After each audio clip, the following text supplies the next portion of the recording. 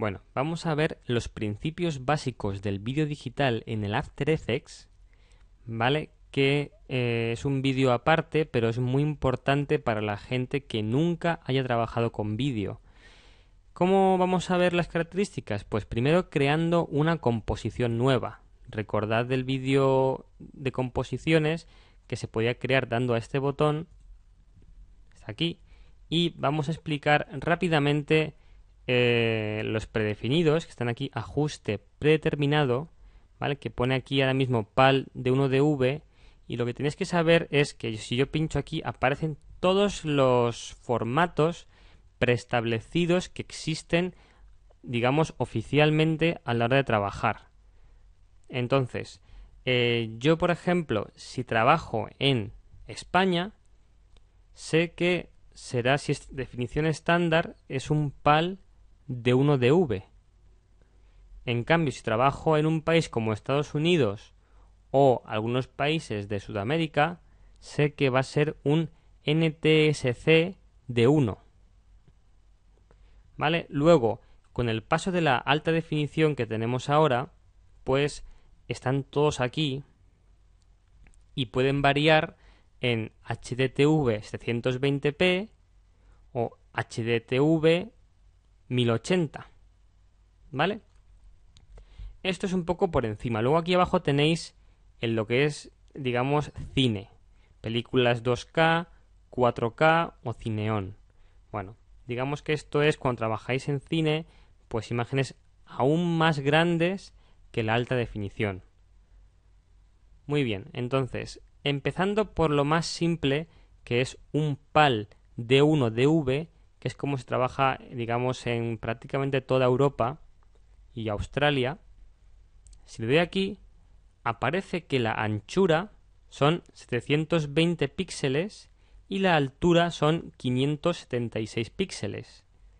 Esto significa que es 720, digamos, píxeles de horizontal y 576 píxeles verticales.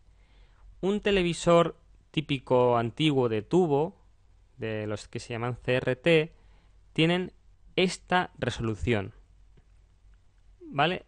Ahora, esto significa que tienen esta, digamos, muestreo de píxeles, pero la proporción de los píxeles varía en función al formato y al sistema.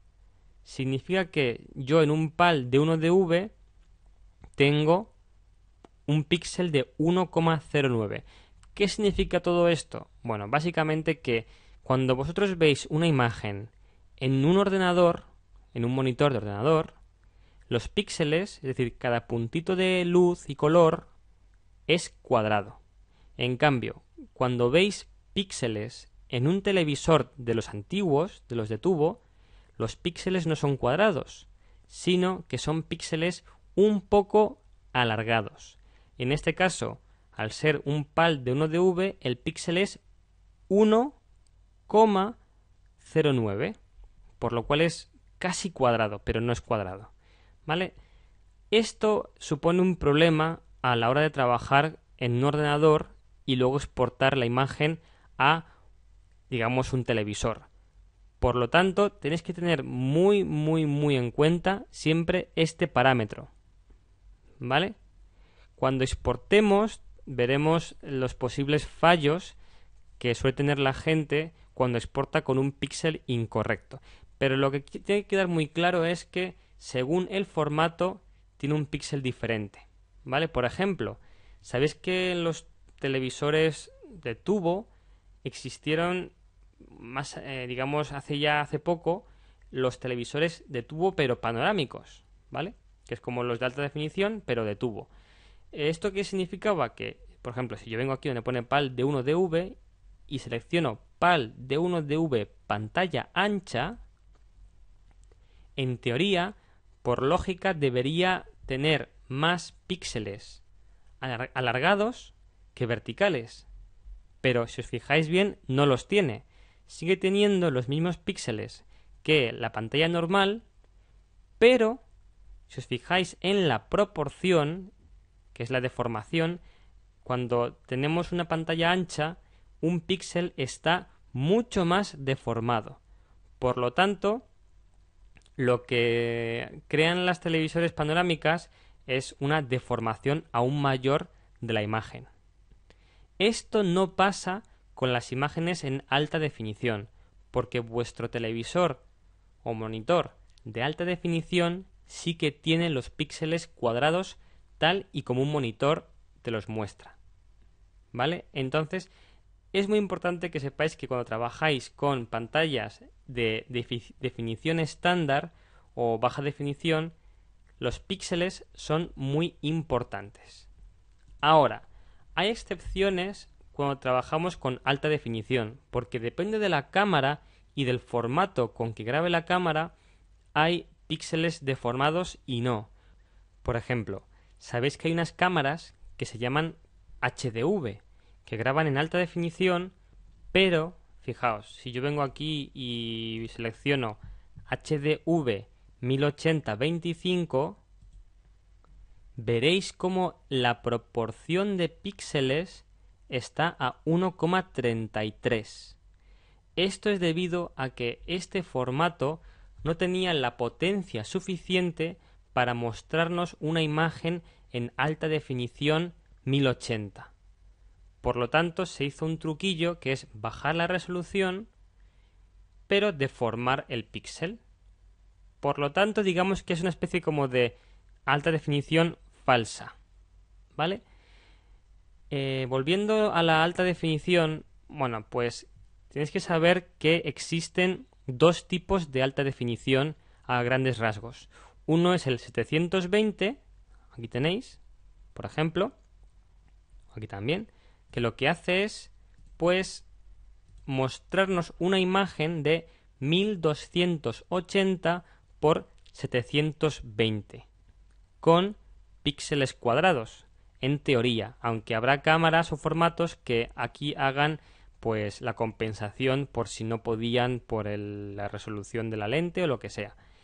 El otro formato de alta definición es el HD 1080. En este caso voy a pinchar aquí donde pone HDTV 1080,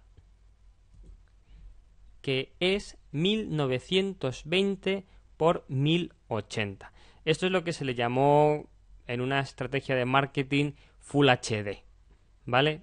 Pero básicamente el 720, digamos que es un formato un poquito más pequeño, pero más barato de generar.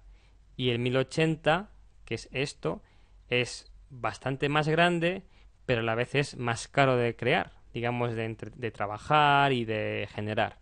Por lo tanto, se inventaron esos dos formatos. ¿Vale?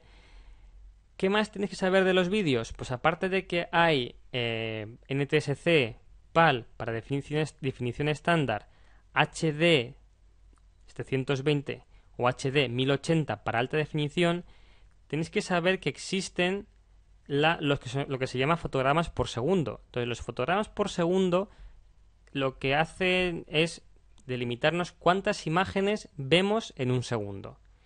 Lo que es en PAL, digamos en un sistema PAL europeo, si yo le pincho aquí, veis, PAL, tenemos 25 fotogramas por segundo, ¿vale? En cambio, en NTSC tenemos 29,97. ¿Qué significa esto? Que cuando hacemos el paso a alta definición, aquí tenéis HD, por ejemplo, 720, tenéis la opción de seleccionar 29,97 o 25. Y en 1080 exactamente igual. ¿Vale? Por lo tanto, en HD no hacía falta, digamos, hacer esa separación que se hicieron allá cuando se inventó la televisión en estándar, pero por flujo de trabajo se dejó tal y como se supone que al principio se creó. Por lo cual, si trabajáis en un país que antiguamente trabajaba con sistema PAL, lo más seguro que vuestros proyectos se trabajen a 25 fotogramas por segundo. En cambio, si trabajáis en un país que trabajaba antiguamente con un sistema NTSC, pues trabajaréis a 29,97. Luego existen excepciones de trabajar a 24 fotogramas por segundo, que es como se trabaja en cine, aunque hay ciertos reproductores de Blu-ray que son capaces de reproducir a 24 fotogramas por segundo. Y luego están, digamos, el formato 23,976, que es 24 fotogramas pasado a NTSC. Es un poco lío, pero simplemente en el sistema NTSC siempre hay, digamos, una cadencia de cada ciertos fotogramas se pierde uno. Por lo tanto, aunque en PAL podamos trabajar a 24, aunque no se llame PAL, pero digamos que podamos trabajar a 24 fotogramas por segundo, en NTSC, si trabajamos a 24, siempre va a ser 23,976. Esto lo podéis medio olvidar porque casi siempre os suelen preguntar, no preguntar, sino suelen, digamos, dejar claro el sistema en el que vamos a exportar nuestra película.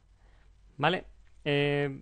Simplemente deciros que PAL, para cuando trabajéis en España, por ejemplo, en un país europeo, a 25 fotogramas por segundo, con los píxeles teniéndolo en cuenta cuáles son, o NTSC cuando sea un país, pues por ejemplo Estados Unidos o por ejemplo Chile también es NTSC, o Japón, con 29,97 fotogramas por segundo, ¿vale? Y también con su correspondiente proporción de píxeles.